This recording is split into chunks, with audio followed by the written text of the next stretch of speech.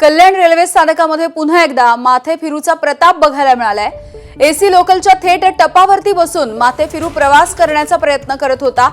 प्रवाशांनी माहिती देताच रेल्वे पोलिसांनी या माथेफिरूला तातडीने खाली उतरवलंय।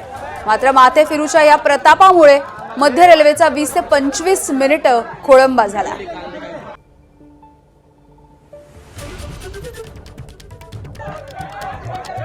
सुरेश काटे आमचे प्रतिनिधी आपल्याला याविषयी अधिकची माहिती देतील। सुरेश, कोण कुठला हा माथेफिरू होता, काय नेमकी माहिती पोलिसांकडून येतेय?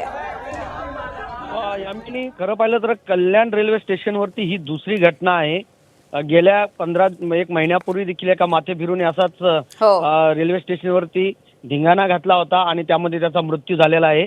आता हा दुसरा जो माथेफिरू जो आहे तो विठ्ठलवाडीवरून एसी लोकलच्या छतावरती बसला आणि त्यांनी विठ्ठलवाडी ते कल्याण असा छतावर बसून प्रवास केला। त्या दरम्यान काही प्रवाशांनी रेल्वे प्रशासनाला माहिती दिल्यानंतर ही गाडी जी आहे लोकल जी आहे ती रेल्वे स्टेशनवर थांबली कल्याणच्या आणि त्यानंतर लोहमार्ग पोलीस असतील, आरपीएफ असतील आणि काही प्रवासी असतील यांच्या मदतीने या माथेफिरूला थेट त्या छतावर जो पळत असताना देखील दिसतोय आपल्या व्हिडिओमध्ये तो त्याला खाली उतरण्याचा प्रयत्न केला। काही प्रवासी देखील त्या छतावरती चढले होते आणि प्रवाशांच्या मदतीने आणि लोहमार्ग पोलीस आरपीएफ यांनी या माथेफिरूला ताब्यामध्ये घेतलेला आहे आणि पुढील नेमकं चौकशी आता लोहमार्ग पोलीस करत आहेत की नेमकं हा का त्या टपावरती चढला, काय माथेफिरू आहे की मुद्दामून अशा प्रकारचा काही स्टंट केलाय का, अशा पद्धतीचा एकूण तपास जो आहे तो या ठिकाणी लोहमार्ग पोलीस करत आहेत। मात्र आता सध्या त्याच्या नावा संदर्भामध्ये कुठली माहिती मिळालेली नाही। मात्र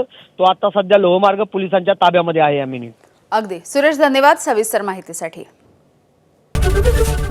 एबीपी माझा, उघडा डोळे बघा नीट।